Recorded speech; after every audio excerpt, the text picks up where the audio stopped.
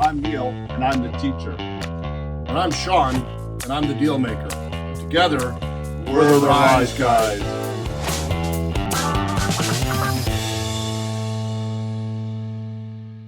Today, we are breaking down 13 RECA violations hiding in one single real estate transaction. Grab a pen, see how many you can spot before I reveal the answers. Let us dive in. All right, here's our scenario. Denise is a licensed real estate associate at Cornerstone Realty Group. She has been referred to Tom and Yuki Johansson, who want to sell their bungalow at 38 Birchwood Crescent in Northwest Calgary. It is a 2-story with a developed walkout basement. During the listing appointment, Tom asks Denise how her commission compares to other brokerages. Denise replies honestly, most agents in this city are charging pretty much the same. The market has kind of settled around 4% for a listing like this. I would love to be lower, but we would really be cutting corners. She does not explain that her brokerage sets its own fee structure, and she does not mention that the commission offered to the buyer's brokerage is negotiable. During the walkthrough, Yuki mentions that they had a sewer backup 2 years ago that caused significant water damage to the developed walkout. And the basement was dried out and the drywall was replaced, but they never had a mold assessment done afterward. Denise says, as long as it looks fine now, you are probably okay to say it was remediated. She does not advise them to get a professional assessment, does not record it in her notes, and does not flag it as a potential latent defect. Then Denise measures the property. The walkout basement is below grade on 3 sides, but opens entirely to the backyard through a full glass door. Denise includes the walkout in her total RMS calculation because it feels like above grade living space. She reports 2,180 square feet of living space across 3 beautifully finished levels. So Denise lists the property on MLS. In the description, she writes spacious home with 2,180 square feet of living space across 3 beautifully finished levels. That number includes the walkout basement. No distinction is made between above grade and below grade. Then she posts the listing on her personal Instagram account with a caption saying, just listed this gorgeous family home. P.S. If you send this post to a friend and they buy with me, I will send you a $200 Visa gift card as a thank you. This post is made without brokerage approval and is not tied to any brokerage approved incentive program. She also creates a single property website. On the site, she identifies herself only as Denise H. Real Estate without naming her brokerage anywhere on the page. Buyer named Raymond contacts Denise directly and asks to view the property. Now, Raymond has a buyer's agent named Priya from a separate brokerage. Priya calls Denise to book a showing. Denise tells her, actually, Raymond already texted me directly. I will just show him myself and cut out the middleman. She shows the home to Raymond without notifying Priya or confirming that the buyer-agent relationship has ended. During the showing, Raymond asks about the basement water damage. Denise says there was a minor issue a couple years back, but it has all been taken care of, nothing to worry about.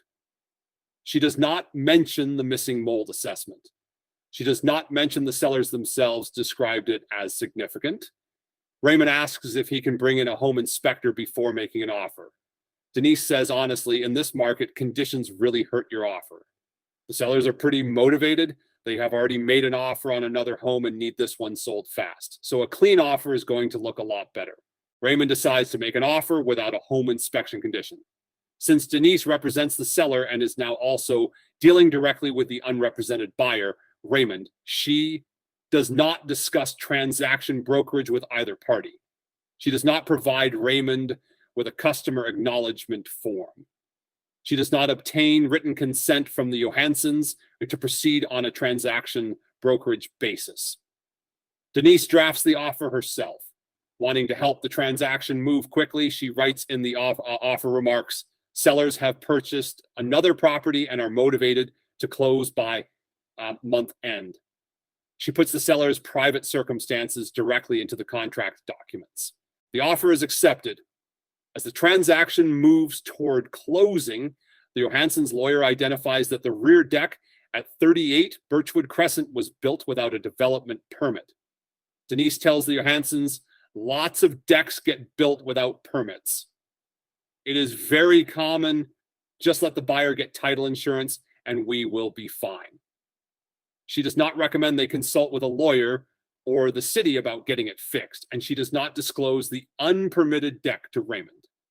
At closing, Denise receives an e-transfer of $6,000 from Tom Johansson directly, described in the message as bonus for quick sale. Denise accepts it and does not report it to her brokerage or disclose it to the other party. All right, so you have heard the full story. Now let us break down what went wrong. Starting with fees and disclosure. Violation 1, Denise told Tom that commission rates have kind of settled at 4%. You cannot say that. No council, no board, no association sets minimum fees. It is illegal to suggest otherwise. And violation 13, accepting that $6,000 bonus directly from Tom. All remuneration must flow through the brokerage trust account. That is the law. Then latent defects. Violation 2, failing to flag the sewer backup as a potential latent defect. Significant water damage with no mold assessment is textbook latent defect territory. Violation 8, telling Raymond it was a minor issue when the sellers themselves described it as significant. That is active misrepresentation. And violation 12, telling the seller's title insurance will fix an unpermitted deck. Title insurance is not a substitute for proper disclosure or measurement. Violation 3, she included the walkout basement in the RMS total. RMS Principle 6 is unambiguous. If any portion of a level is below grade, the entire level is excluded. It does not matter if it has natural light or an exterior door. Violation 4, marketing 2,480 square feet without distinguishing above grade from below grade.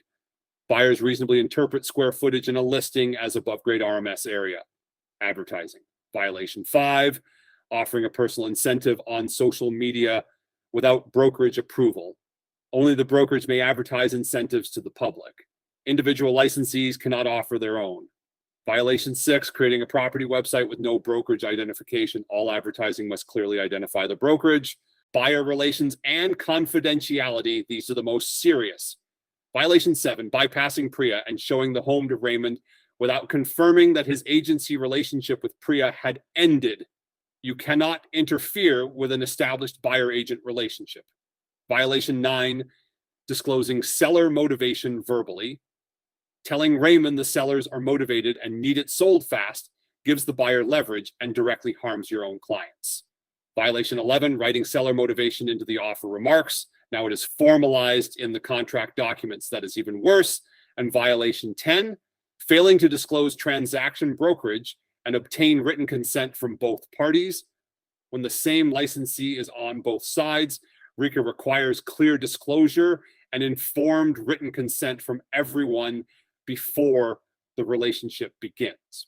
So there you have it. 13 violations in one deal. 6 of them critical severity, 5 high, 2 medium. How did you do? If you spotted 12 or 13, you are exam ready. 9 to 11, good work, but review the areas you missed. 6 to 8, you need to revisit latent defects, transaction brokerage, RMS, and confidentiality. Under 6, go back to the bulletins and study guides.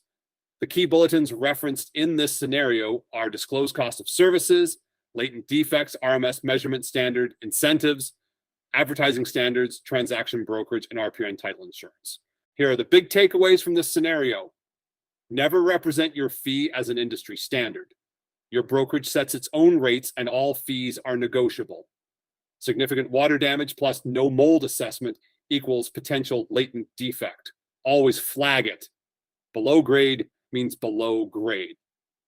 RMS Principle 6 has no exceptions for natural light or exterior doors. All remuneration flows through the brokerage, no direct payments. And protect everyone in the transaction. Never disclose seller motivation to a buyer. Transaction brokerage requires written consent from all parties. And do not interfere with another agent's established client relationship. This scenario is a masterclass in how many things can go wrong when a licensee cuts corners.